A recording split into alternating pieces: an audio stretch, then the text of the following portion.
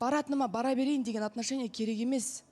Либо мені аласың да, басқа қыздармен жүретін болсаң, ол қызға сыртта жай ғана эфир, реклама деген әңгімелер ғой, білесің ғой деген нәрсең бәрін жазған, бүкілінің перепискасы тұр, өзінің дауысы тұр, номер тұр да. Мен іздеп отырмын ғой, түн ішінде сағат түнгі 4-ке дейін мен жылап тұрып іздедім. Қай жерде бұны қалай ақтасам болады деп, стримда ойнап отырды адамдармен. Білмеймін, мен айтарға сөзім жоқ, бір айтарлықтай бір күнә жасағанда адам емес едім да. Бұнда сізге лайық көріп тұрғанда сіз қалай өзіңізді ондай айтып бара жатқан кезде маған да жазған екен дайрекке. Мен сен туралы бәрін білем, біз скоро бүкіл нәрсені айтамыз, анау деп. Мен аша қойма Ақеркеге де келген екен. Менде анандай біліп қойдау деген бір реакция болмады да. Менде неге осы мен туралы біреу бірдеңке жазып қалса, бірдеңке айтып қалса, болмаса осы аудиторияда болсын, басқа аудиторияда болсын, неге ол нәрсе қазбалады? Сондай агрессия болып кетті менде. Мен ашуымды туғызған сол. Одан кейін де жаңағы видео скринді жібергеннен кейін, өзімнің даусымды танығаннан кейін, мен бұл адамды жоғалтып алмау мәселе ретінде, как өзімнің таңдауым ретінде бір защитная реакция болды деп айтайын. Мойындамау деген енді мойындамаған сәтім болды сол кезде. Бірақ енді ол нәрсе дүние переписка болған екен, бірақ ол жерде мен есімде де жоқ. Не үшін кездеспекші болған, қандай мәселемен кездесіп.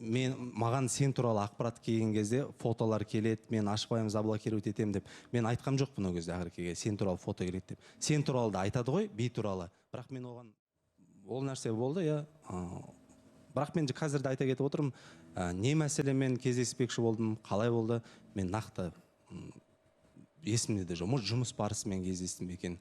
Может, енді сіздер өздеріңіз білесіздер, осы жерде айтуға да болмайды, мен қандай кәсіппен айналысатынымды, сол жұмыс па екен нақты біле алмаймын. Фото деп айтып қалды ма, түсінбедім мен жаңа. Жұмыс барысымен кездескісі келген ғой, андай түн ішінде маған жазған уақытында. Ол күні Сержан эфирде болмады, сұрап кеткен болады. Дана Байсеркеде тұрады ғой енді, сол жаққа барған болады. Мен эфирден шығып, жазыппын да, мен уақыт жұмыстамын деді. Бірақ ол қызға жазған сообщениесінде тура екеуміздің андай ғой, телефонмен, звонокпен өзі звондаған, сөйлескен, менімен сөйлескен да, енді 4-5 минутта уақыттары. И одан кейін каждый раз сол қызға кәс келіп, ол негізі алыс болмады, бір жыл бұрын болған нәрсе қалай есіңде емес. Оның болғанына білмеймін, 1 октябрь болды. Алдым өтіп кеткен айда болған нәрсе да. Мен кешегі күнім сияқты есімде, ол күн мысалы. Мен даже историяға шықпағанмын да, жазып қойғам историяма. Бұл кісісіз историяда салғым келмейді екен ғой, қарап шықтым. И ол қызға жазған, маған осы сенің осындай өзінше мінезің ұнамайды, тырысып қала бересің сен, шығам дедің ғой, енді никак келмейсің ба деген бүкіл сондай әңгімелер бағанында. Неге бұндай реакция болды? Барлығын білем да, себебі ақталатын позиция уже жоқ да. Айбекке тауып бере алдың, басқасына Тимурға тауып бере алдың да, бір кездері бірдеңелерді осылай айта салсай деп, өзіңнің басыңа келгенде ақталатын нәрсе таба алмай отыр. Месте сияқты отырып кеткендей өтірік табатын нәрсе емес та бұл просто. Сол үшін жаңағы нәрсені қыздан сұрағаным үшін мен кінәлі екем, мен неге сұрамаймын? Мен сізге тұрмысқа шығамын деп ойлап отқан адаммын кешеге дейін. Мен алданып қалып, білмеймін, мені жақсы көрмейтін, білмеймін, мен ертең үйленіп қойған күннің өзінде мен үстімнен екінші айланып келетін сияқты. Басқа бір қыз болса, мен айналамдағы адамдарды айтып жатыр да, мен саған таң қалып тұрмын деп басына көтеретін еді негізі да. Мен өте негізі сабырым жоқ адаммын ғой, бірақ сонда да сыйластығымыз кетпесінші деп мен бүгін де бұл жерге шыққан қалаған жоқпын. Маған адам сияқты қасыма келіп, Ақерке түсіндірейінші, бір ауыз мені тыңдашы деп бір айтса. Қалды жаңа TikTok желісінде бір қыз прямой эфирма, негізі фейк аккаунт болса, мен ондайларға мән де бермеймін. Фейк аккаунт емес, мәселе болды, мен сұраймын, себебі мен қыз баласымын да, мен ертең ажырасып кеткім келмейді тұрмысқа шыққан адамма. Мен қазірден бастап, менің көкірегімде бір, мен андайда, мен кешеді ол қыздан сұрамай заблокировать етіп тастай алатын едім. Мен и так білем, мен розовый очкимен өмір сүріп жүргенімді. Нақтырақ түсіндіріп айтып кетсең. Сонда сен осы уақытқа дейін өзіңді алдап келдің бе? Мен үшін таңғалатындай әңгіме болып тұр да, мен розовый очкиімді шешейін деп шештім. Не себепті онда розовый очки? Жоқ, переписка жіберген болатын. Бірақ ол кезде маған Али үміткер болып келген кезде да, Али ответ қайтарғанда Сержан өзі не жазғанда дұрыс түсінген жоқпын. И сондықтан сондай нәрселерді негізі қыздың фотосы шықты деген әңгіме болды ғой. Ол әңгіме 6 октябрь күні болды осы студияның ішінде. Ол қыздың да фотосы мен сенімдімін. Сол бүгінгі мәселедегі қыздың фотосы екендігіне мен болып тұр. Себебі барлық нәрсе неге именно жұп болғаннан кейін болып тұр. Себебі Сержан, ол қыз айтты, Сержан мені де алдап жүрді. Ақерке біледі, екеуміз жай ғана өтірік жұппыз. Негізінде. Және де есіңізге түсті, иә, сіздер кездеспекші болдыңыздар. Ақеркенің қолындағы скринге байланысты. Кездескен. Есік алдына 10 минутқа келді да кетті, екеуміз сөйлестік деді. Оны қалай түсінеді, қалай өзіне қабылдайды деген сияқты дүние ғой.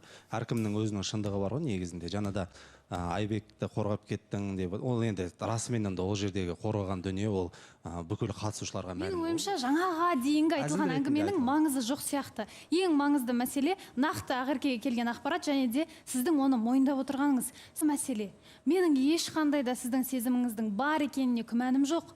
Бірақ нақты Ақерке үшін өте маңызды. Тіпті Ақерке айтып тұр ғой, қарым-қатынасты тоқтатуға дейінгі бұл өте мен үшін маңызды мәселе деп. Сол бір маңызды мәселе келгенде нақты жауап керек сияқты. Ол қандай жан? Ақ қарасын ажыратып, Ақеркеге түсіндіріп, Ақерке былай болды, сен дұрыс түсінбей жатсың. Осылай болды, негізі кездескенде осы туралы әңгіме айтылды, мені көрсетейін дегендей. Ол қазір айтып отқаныңыз, мен кеше емес бүгін ойдым. Кіммен сөйлестім есімде жоқ. Кинокастингқа да қатысы бар адам ол негізінде. Сол кезде де сондай да әңгіме болған негізінде арамызда. Балауса ханым. Мүмкін түрі оның вообще кинокастингтің айналасына жақындай. Енді Ақерке, сен енді үлкен қызсың ғой, 3 дипломың бар. Мен өкінішке орай средний образованияда менде. Және де кез келген адам өзінің жұмысын, мамандығын білсе болды деп санаймын негізінде. Бір реніші бар ма сізге? Неге олай жазады? Бұл жерде түсінбей тұрғаным, кинокастинг туралы сөйлескен күннің өзінде түнгі 11:30-да жалпы ешқандай жұмыс болмайды адамдарда. Түнгі 11:30-да ұйықтаймыз мысалы да. Түнгі 11:30-де адресін жазып тұр, үйінің алдына кинокастинг туралы сөйлесуге. Білмеймін мен ешкім ақылды болып кеттім ба бір күнде, или просто сондай ситуация болып тұр ма, мен түсінбей тұрмын. Мен сол күні эфирден сұраған болатын, мен редакция кешке дейін жаңа жұмыстарын бітіруім керек деп отқанмын. Және де Ақерке прекрасно білет, то что мен өте кеш қайтатын. Мен